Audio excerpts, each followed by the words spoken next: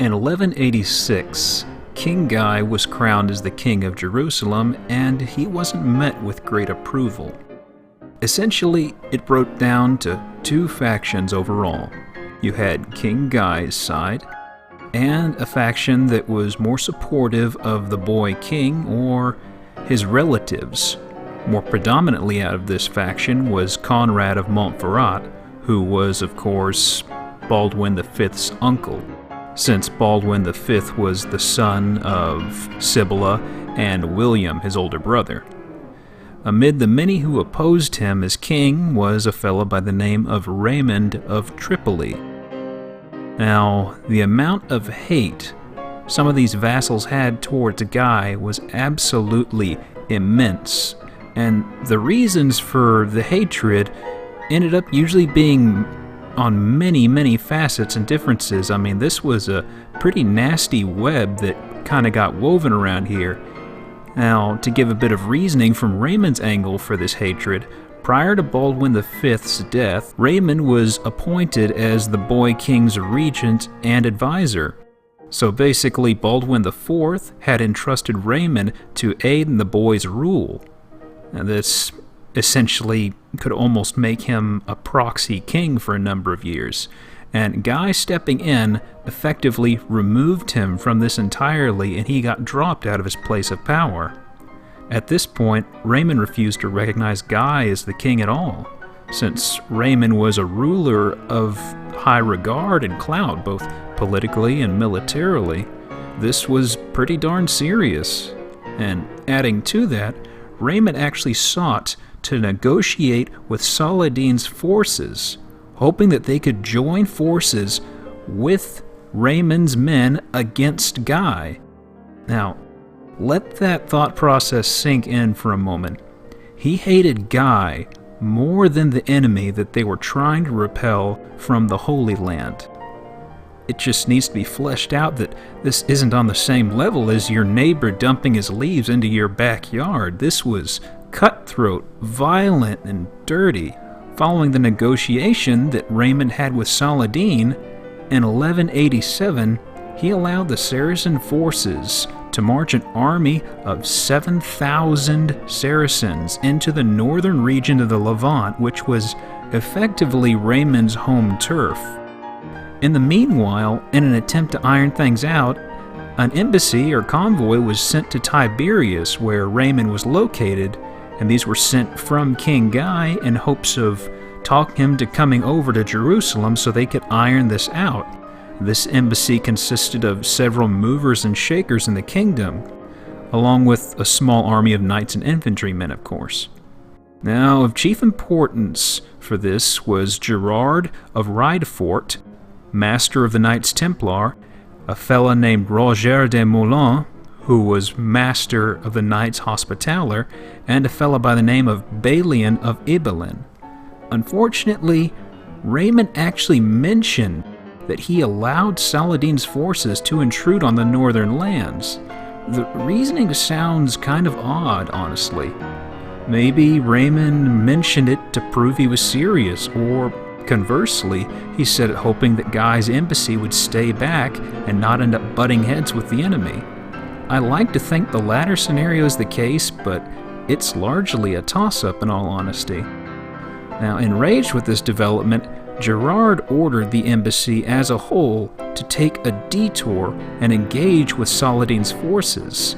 By this point, Balian was held up and lagged behind by a full day of travel, along with a number of other troops. But Gerard wasn't exactly a very patient fella. With a force of barely 500 men, he attacked the Saracen force of 7,000, kickstarting the Battle of Cresson. Very early in the skirmish, the Saracen forces began a fake retreat. This was a common tactic which usually ended with the cavalry on the opposing side over-pursuing the enemy and getting separated from the foot soldiers. It's a common, basic tactic which, unfortunately worked very well against the Crusader forces. Upon separating the two troops, the Saracens did an about-face, stood their ground, and obliterated the cavalry, and then set out, sweeping up what remained. The result? Only 3 knights survived for the Crusaders. 3 knights. The losses for the Saracens were so pathetic that it's not even mentioned. And Gerard actually survived out of this, although he was wounded. Roger de Moulins was not so fortunate. He fell in battle. Upon being brought the news of this defeat, Raymond finally admitted Guy as king, most definitely weighed down by the guilt of what transpired. He left Tiberias with what remained of the embassy and headed to Jerusalem. As a result of his bargaining with the Saracens, Reynaud and Gerard never forgave him, and they saw him as a traitor who should have been put to death. By this point, the Crusader forces were heavily saturated around La Sefori. A group that big, along with such poor leadership, was something that couldn't be passed up on by the Saracens. Plotting a trap, Saladin laid siege to Tiberias, which by this point Raymond left about 2 months prior. His plan was something a more level-headed ruler could have seen through. The main approach to this trap? Well, the siege kicked off in the summer, for starters. Remember, there is a lot of desert around this part of the world. Additionally, there weren't many water sources en route. The trek from La Sefori to Tiberias is roughly 15 miles. At this point, the final 9 miles were absolutely bone dry. Upon the siege starting, the Crusader leaders gathered and discussed how to deal with this. The general sentiment was to rush out and help Tiberias. They needed a big victory against the Saracens to turn things around, not only for morale, but to stop the advance and not give them another foothold. However, one of the leaders in particular was outspoken against rushing out to aid Tiberias. It was actually the city's former ruler, Raymond. He knew what would be at risk should this go poorly and was willing to lose the city for the good of the Crusader forces. Gerard and Reynaud in particular still hadn't exactly warmed up to Raymond. The two rallied the other commanders and ended up branding him as a traitor for abandoning the city. And following that, his clout within the circle was reduced to almost nothing, as if it wasn't already worthless by this point. The end decision was to hurry to Tiberias and push back the Saracens. Exactly what Saladin wanted. The Crusaders neared Tiberias, but they were clad in full battle armor, in addition to being caught in the summer sun. Plus, they were without water for the latter stretch of the march. Making matters even worse, Guy refused to let the men rest. He wanted to hurry to Tiberias as quickly as possible. Intermittently, Saracen skirmishers would harass their forces, keeping them on pins and needles the whole latter end of the march. By the time they were at peak heat exhaustion, Saladin struck the weary Crusaders, and this led to the Battle of Hattin, or Hattin, in 1187, where the Crusader forces of 20,000 met Saladin's army of equal size. While they were occupied with making a straight path to Tiberias, Saladin had circled his wings of the army around to claim Turin, the last water source that the Crusaders had access to.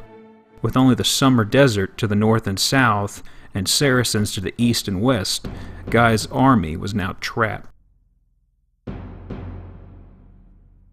The battle, as you can imagine, was completely in favor of the Saracens. Deploying the same tactic they used on Gerard north of Tiberias a few months prior, Saladin faked a retreat on one front, peeling away the only healthy troops that were still energetic enough to keep up. Upon cutting them down, the Saracens then turned right around and closed in on Guy's army. The fighting lasted well into the night and left Guy's forces parked on top of a plateau. Once dawn came, the Crusaders realized the Saracens had set fire to the ground surrounding the plateau, leaving them trapped and suffocated.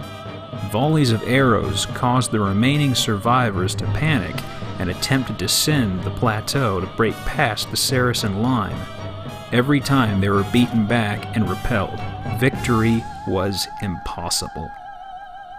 The Crusaders were left with almost 90% casualties. Saladin's were minimal at best. Now, the reasoning for this lopsided victory lies in a number of things, including tactics and conditions, of course. Not only were Saladin's men well rested and prepared, but they were also clad and trained to perform well in this sort of weather and terrain. Their armor may have been far thinner than the average Crusaders, but following long marches in the summer heat, that's a sacrifice anyone would have been willing to make. The survivors, including King Guy, were taken captive. Additionally, Reynaud of Chatillon was among the captured. If you don't like Reynaud, get ready for something interesting. Reynaud and Guy were brought to Saladin's tent at the army's encampment. Through a translator, Saladin flatly asked Reynaud why he broke so many vows and truces. His answer? Kings do it all the time, man. Of course, Guy was dehydrated, and from all descriptions I have seen, he was described as trembling and shaking, and he couldn't even look Saladin in the eye. And seeing this, Saladin figured, what the heck? He told a servant to bring Guy some water. Upon drinking heavily from the cup, Guy quickly passed it to Reynaud, allowing him to drink as well. Seeing this, Saladin grinned, and he told Guy, "You did not ask my permission before giving him water. I am therefore not obliged to grant him mercy." He promptly left the tent, returning soon afterward with a sword in hand. Saladin ordered for Reynaud to be brought forth, and swung his sword, striking him, quote, between the neck and shoulder blade. With him fallen, Saladin beheaded Reynaud, and he dragged the corpse by its feet, laying it before Guy, who, of course, was not taking this development very well. In a calm, eerily friendly tone, Saladin then spoke. This man was killed only because of his maleficence and perfidy. Moments later, Guy indirectly made reference to his own execution. Saladin then shook his head and replied, "It is not the wont of kings to kill kings, but that man had transgressed all bounds, and therefore did I treat him thus." Guy remained Saladin's captive, and with his forces obliterated, very little stood in the way of Saladin as he set out to retake the Levant.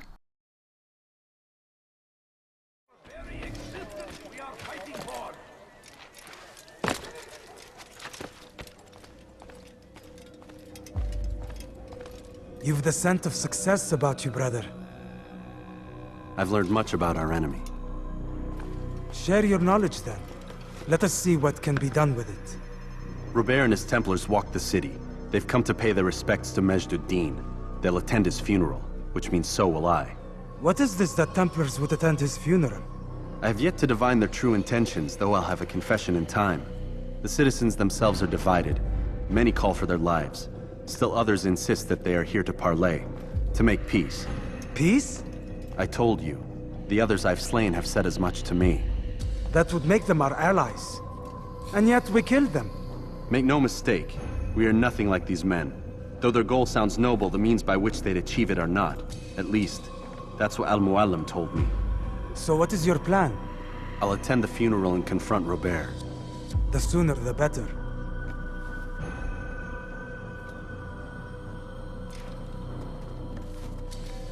Fortune favor your blade, brother. Malik, before I go, there's something I should say. Be out with it. I've been a fool. Normally I'd make no argument, but what is this? What are you talking about? All this time, I never told you I was sorry. Too damn proud. You lost your arm because of me. Lost Qadar. You had every right to be angry. I do not accept your apology. I understand. No, you don't. I do not accept your apology because you are not the same man who went with me into Solomon's temple. And so you have nothing to apologize for. Malik, Perhaps if I had not been so envious of you, I would not have been so careless myself. I'm just as much to blame. Don't say such things. We are one. As we share the glory of our victories, so too should we share the pain of our defeat. In this way, we grow closer. We grow stronger. Thank you, brother. Rest if you need to, Altair, that you might be ready for what lies ahead.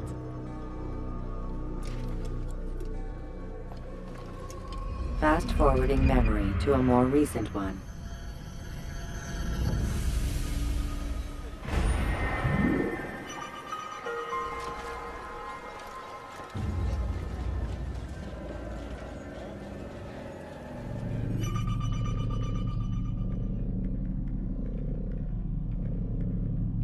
Start your memory already!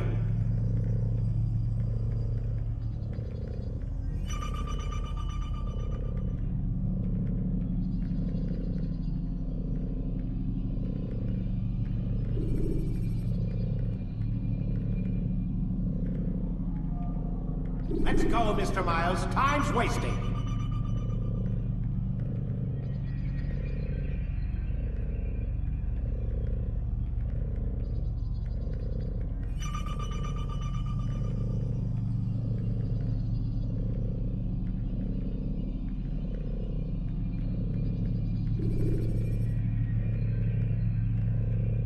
Ready to get to work, Desmond?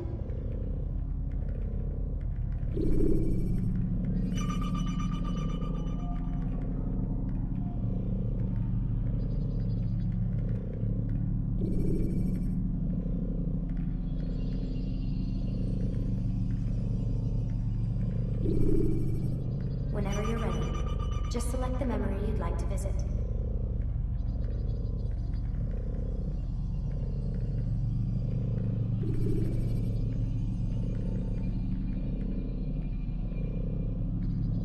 Quit wasting time and enter your memory, Mr. Miles.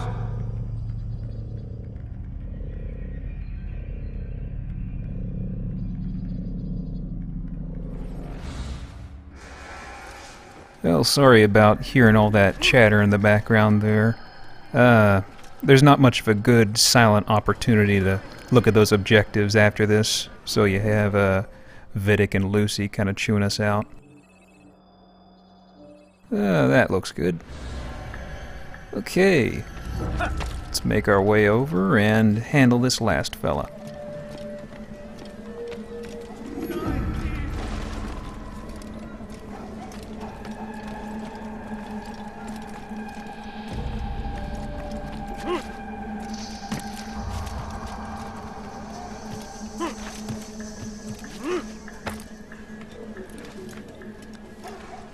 Thankfully the rooftops don't look too busy.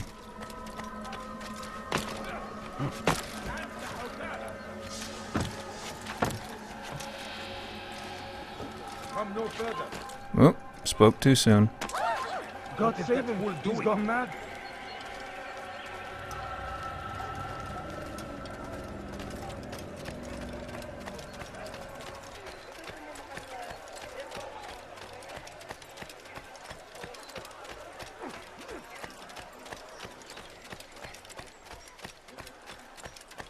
A few coins. All I ask is for a please, sir, having my They child. always find me. No, you don't understand. I have nothing.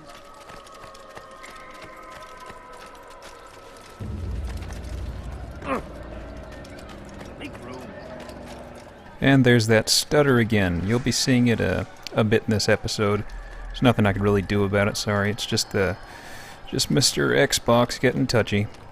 So let's head on up this way. The perimeter is going to be heavily guarded, so we just gotta take a less direct route.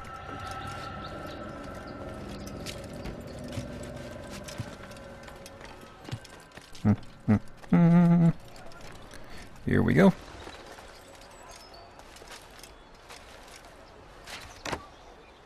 Alright, let's crash this funeral, fellas.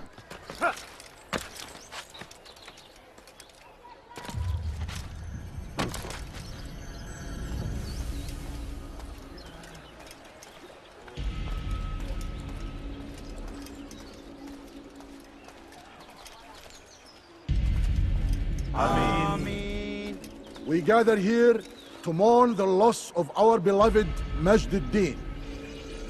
Taken too soon from this world. I know you feel sorrow and pain at his passing, but you should not. For just as we are all brought forth from the womb, so too must we all one day pass from this world. It is only natural, like the rising and the setting of the sun. Take this moment to reflect on his life and give thanks for all the good he did. Know that one day you will stand with him again in paradise.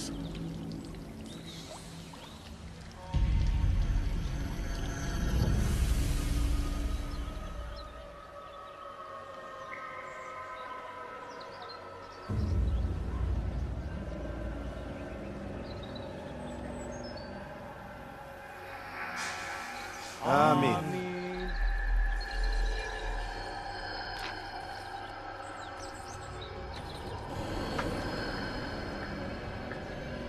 As you know, this man was murdered.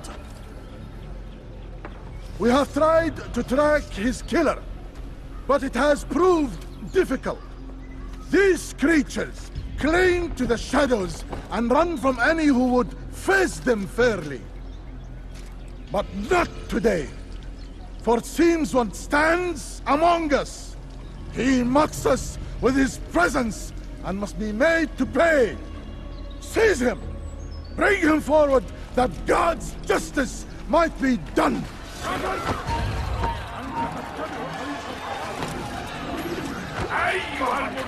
Well, that didn't go as planned.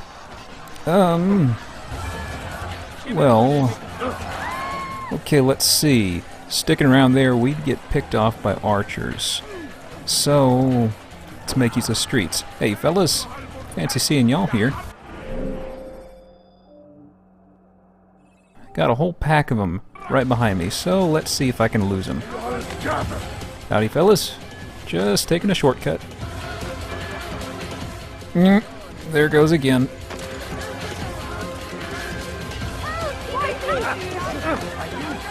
Hey, another shortcut. Let's go this way. Pardon? Stuttered again. There is a method to this madness. In fact, let me show you.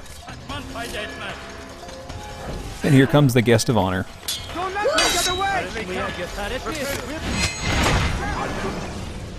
I would see your eyes before you die.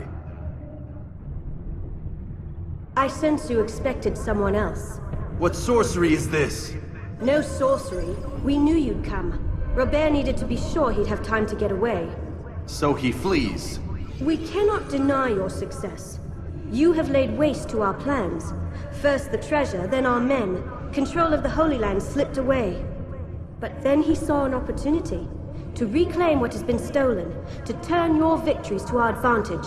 Al-Mualim still holds your treasure, and we've routed your army before. Whatever Robert plans, he'll fail again. Ah, but it's not just Templars you'll contend with now. Speak sense. Robert rides for Asa to plead his case that Saracen and Crusader unite against the Assassins. That will never happen. They have no reason to. Had, perhaps. But now you've given them one. 9, in fact. The bodies you've left behind, victims on both sides. You've made the Assassins an enemy in common and ensured the annihilation of your entire order. Well done. Not 9.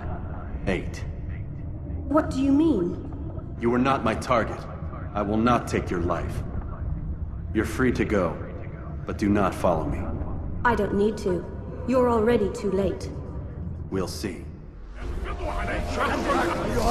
Well, this didn't exactly go as planned. Okay, this party's getting a little too crowded. Pardon me? Let's head upstairs and get our bearings. Ooh, we have that's a lot of running. That's a lot of roofs. But these guys are glued right behind us, so let's get a little bit of breathing room before hooking north.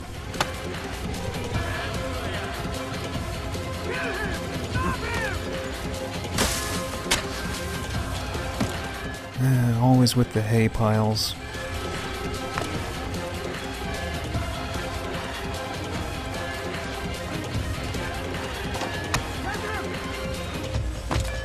Hey, this is where we came up to do the assassination.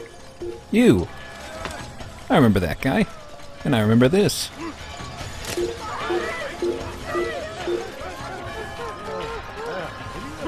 Crazy guy, come on.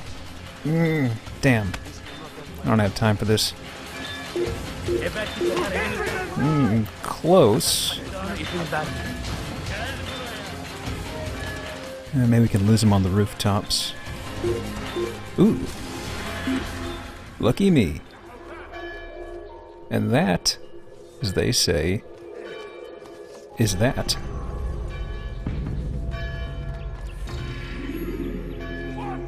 I guess that's a... I guess that really doesn't count as a clean getaway.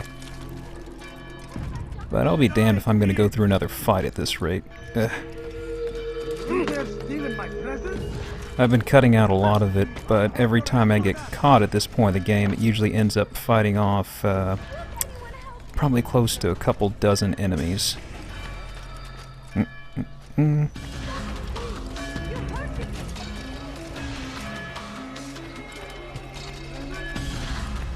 Ah, this is the divider between the rich and poor district on Chain Street.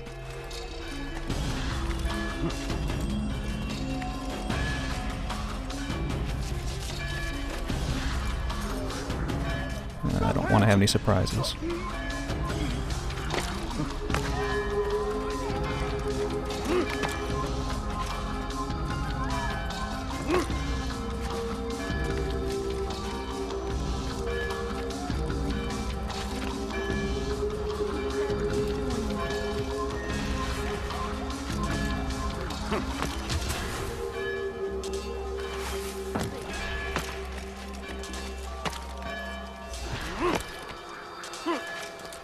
Nice and slow. No need to rush it. A few guys on ground level could still spot us back there, but safe.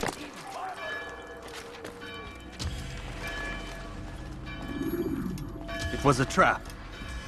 I had heard the funeral turned to chaos. What happened? Robert de Sable was never here. He sent another in his stead. He was expecting me. You must go to Al-Mualim. There's no time. She told me where he's gone, what he plans. If I return to Masyaf, he might succeed. And then, I fear we'll be destroyed. We have killed most of his men. He cannot hope to mount a proper attack. Wait, did you say she? Yes, it was a woman. Strange, I know. But that's for another time. For now, we must focus on Robert. We may have thinned his ranks, but the man is clever. He goes to plead his case to Richard and Salah ad-Din, to unite them against the common enemy. Against us. Surely you're mistaken. This makes no sense. These two men would never... Oh, but they would. And we have ourselves to blame. The men I've killed, men on both sides of the conflict. Men important to both leaders. Robert's plan may be ambitious, but it makes sense.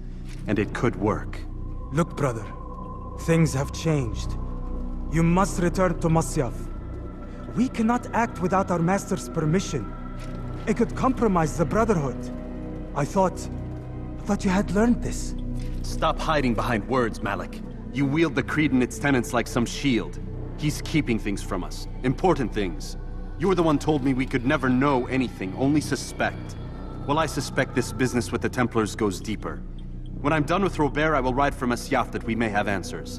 But perhaps you could go now. I cannot leave the city. Then walk amongst its people. Seek out those who served the ones I slew. Learn what you can. You call yourself perceptive. Perhaps you'll see something I could not. I don't know. I must think on this. Do as you must, my friend. But it's time I ride for Arsuf. Every moment I delay, our enemy gets one step ahead of me. Be careful, brother.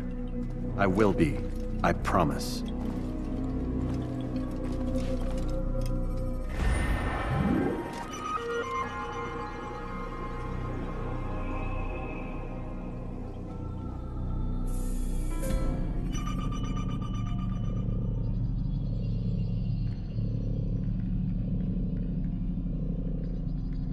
You to forget how the Animus works?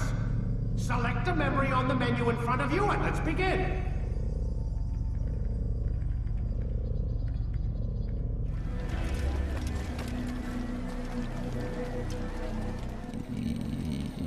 Yoink. Any second now. Any second...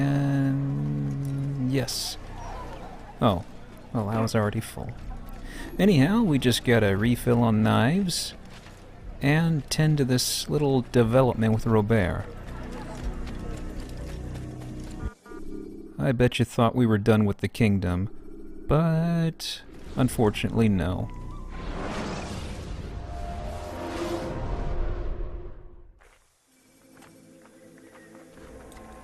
So the kingdom is as boring as we left it. Let's get on Mr. Horse. Haven't seen him in a while. And we're going to be heading to Arsuf.